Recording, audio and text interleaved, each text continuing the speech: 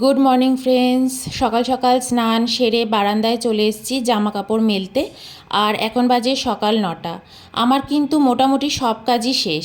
দিনের শুরুতে যদি স্নান আর পুজোটা হয়ে যায় না, দেখবে তোমার মনে হবে 80% কাজ হয়ে গেল। তো যাই হোক, বাইরে শোভা উপভোগ করে চলে এলাম রান্নাঘরে। এদিকে দেখো চা বসিয়ে দিয়েই কিন্তু বাইরে গেছিলাম।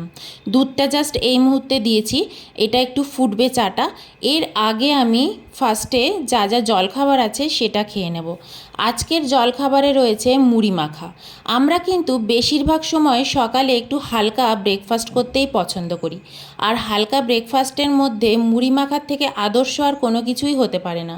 মুড়ির মধ্যে সমস্ত রকমের স্যালাড মিশিয়ে দিই, যেমন গাজর, পেঁয়াজ, শসা, লঙ্কা, আদা কুচো, এই সমস্ত কিছু মেশানো হয়। আর মাঝে মাঝে যদি নারকেল থাকে, যেমন এখন নারকেল রয়েছে, পিঠে করব বলে নারকেল নিয়ে এসেছিলাম, তো সেই নারকেলই কিছুটা বেঁচে গেছে, তো উপরে একটু নারকেলও ছড়িয়ে দিয়েছি।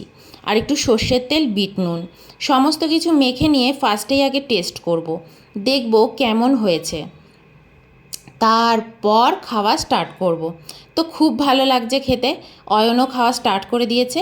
এর মধ্যে আমিও চাটা নিয়ে চলে আসব। ফার্স্টে আগে মুড়িটা খেয়ে নেব কিছুটা। আমি কিন্তু মোটামুটি এটাই করি, আগে একটু জলখাবারটা খেয়ে নিই, তার মিডিলে গিয়ে চা নিয়ে আসি।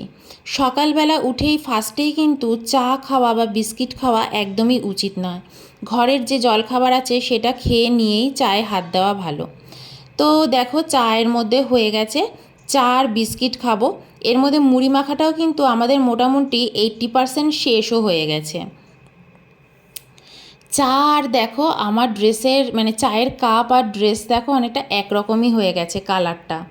আগের দিন অয়ন অফিস থেকে আসার সময় জাস্ট বেক থেকে এই ক্র্যাকার বিস্কিটটা নিয়ে এসেছিল। তো এটা এক্ষুনি খুলবো না, দেখলাম আগের একটু জিরা বিস্কিটও পড়ে রয়েছে। এটাও তোমার ওই জাস্ট বেক থেকেই আনা।